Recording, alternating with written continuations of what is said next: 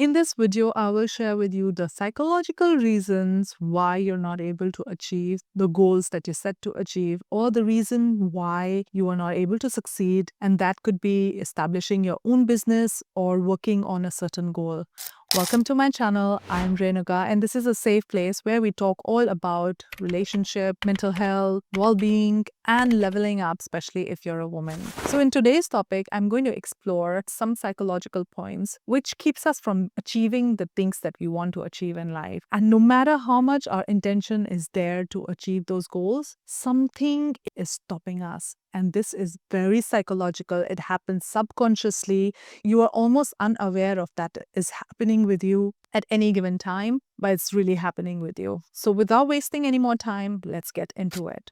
Businesses fail not because of competition or recession or bad economy. It fails because of psychology. And let me explain you how. Number one, perfectionism. Perfectionism seems like ambition, but it actually is procrastination in disguise. And all the people who are successful, they know this very well. And if you talk to many successful people and people who are doing well in their life and doing well in their careers, especially with businesses, you will notice that they don't procrastinate. They don't wait for perfection. They don't wait for something to become perfect before they launch it. They just start. And the thing that they have in their mind is that when they start, the learning is through the process, and they modify and they perfect the process on the way when it's happening, not before it's happened. So the work happens when the process has begun, not before it. If you have been doing a lot of perfectionism and you have been perfecting things before actually launching it, this is one of the reasons why you are failing or why you are not able to achieve the things that you want to achieve. Perfectionism is a momentum killer, and if you have any goal in your life, like let's say you have a goal of reducing weight, and you keep telling yourself, until and unless I have the perfect gym, I have the perfect dietitian plan, until and unless I have all of these things, I cannot do that, almost self-sabotaging your goal. And your body is always listening. If you are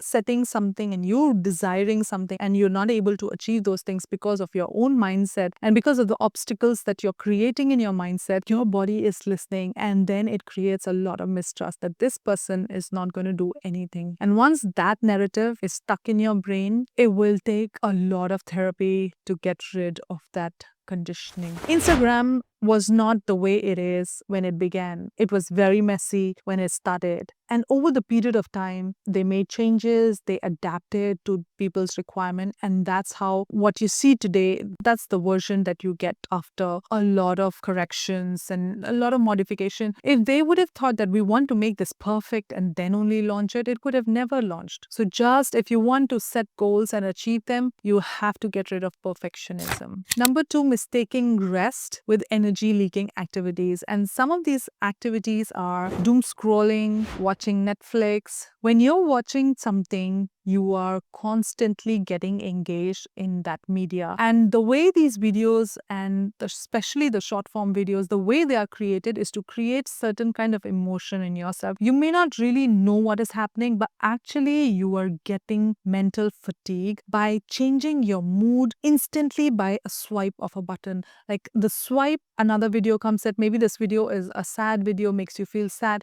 Swipe again, then it's a funny video. You are switching from funny to sad in a swipe. It is mental fatigue. And this is the reason, if you are just doom scrolling, by the end of the day, you will find yourself tired. I have said this many times that we don't get tired of physical activities the way we get tired of mental activities, and it is really draining. Then another source of your energy leak is talking to people who are energy vampires. These can be your friends who are always cribbing. If you are keeping these people around you and you're thinking that I will get to get some new gossips, actually you are not benefiting yourself. You are actually draining your energy by talking to such people. And if you want to be successful in life, you need to be very, very in tune and aware where are these energy leaks happening in your day-to-day interaction. These are some of the examples that I have given you. You need to be more in tune with your own body and sense where am I leaking energy. So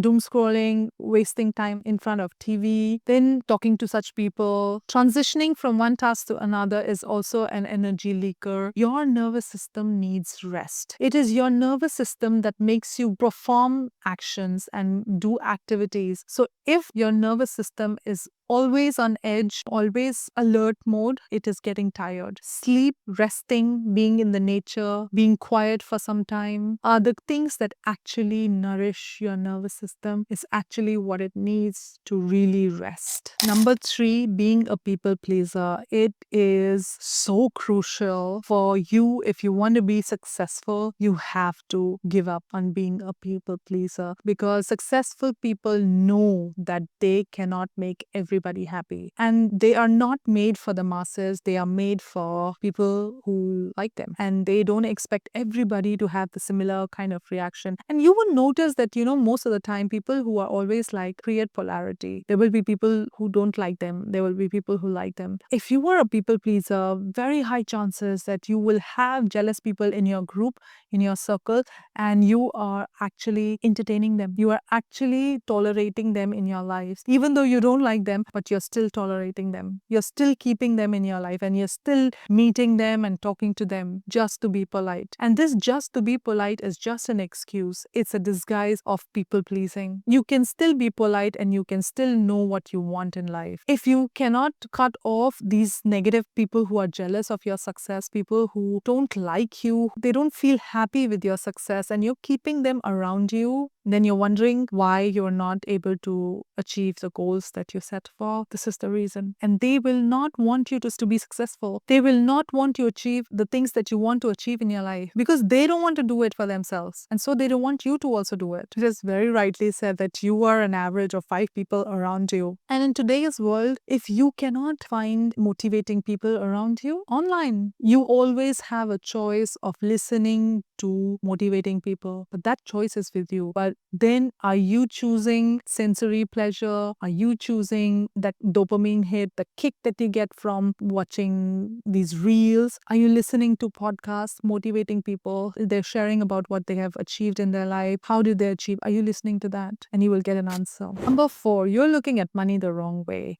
Money is not a substance. Money is energy. And once you understand that, it will change the way you look at it. If money went to people who are hardworking and work the hardest, then construction worker would be the richest people. But it doesn't work like that. Money is energy. It is an energy alignment, and that's when it goes to you. So you would have heard a lot of stories where people have won lottery and then they've gone bankrupt, because the energy doesn't stay where it is not feeling aligned. And what money wants you to feel is the joy of doing an activity, not the struggle of doing the activity.